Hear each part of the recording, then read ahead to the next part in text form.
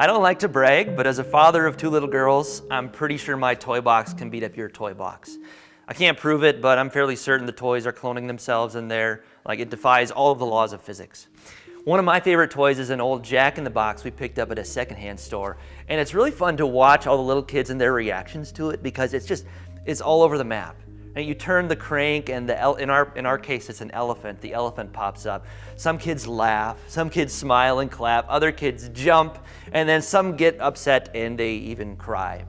When we get surprised, it seems like all of the feels just come out. Now, if that's how we respond to such a small surprise, it's no wonder Jesus' disciples were all over the map on Easter Sunday.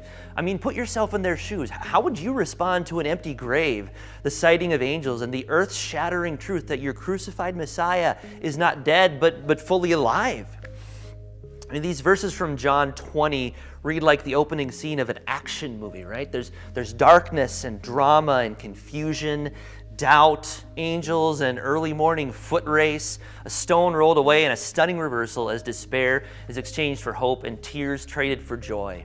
Like, surprise, Jesus is alive again. So what is your response to the surprise of the resurrection? Is it joy, fear, hope, belief, doubt? If you're human, it's probably some combination of all of those. Now, the really good news of Easter is that whatever part of that spectrum you locate yourself on, Jesus' resurrection is for you. He is risen. And not just for those of you who have it all together, but maybe especially for those of us who don't. Jesus rose again for confused and despairing Mary Magdalene, who'd had 7 demons cast out of her and was having a hard time finding hope again. Jesus rose again for John, who boldly ran to the empty tomb, but when he got there was only willing to tentatively poke his head inside. John took a little bit more convincing. Jesus rose again for Peter, who never hesitated about anything, but more often than not stuck his foot right in his mouth, right? So whether you're crying or laughing, confused or confident, a skeptic or a believer, the resurrection fact means that Jesus is alive again and that death has been defeated. Jesus won the victory. He emerged from that grave victorious. Traditionally, the lily has been the flower most associated with Easter. And the beautiful thing about a flower like this is that it shows up when you least expect it.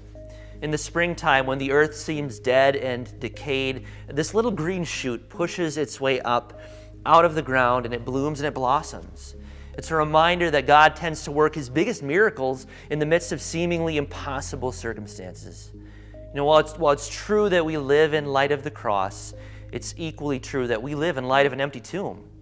Christians live with the sure promise of eternal life, that one day we too will rise again to join Jesus. Our sinews will be reknit, broken bones reset, breathless corpses will gasp again, and we, like Jesus, will rise to enjoy eternal life. Like the lily, Jesus' body was planted in the tomb on Good Friday, and 3 days later emerged in full bloom. So this Easter, let the lilies preach to you about the God who brings life out of death, hope out of despair, and victory over apparent defeat. And maybe allow yourself to be captivated by the joyful surprise of Easter all over again.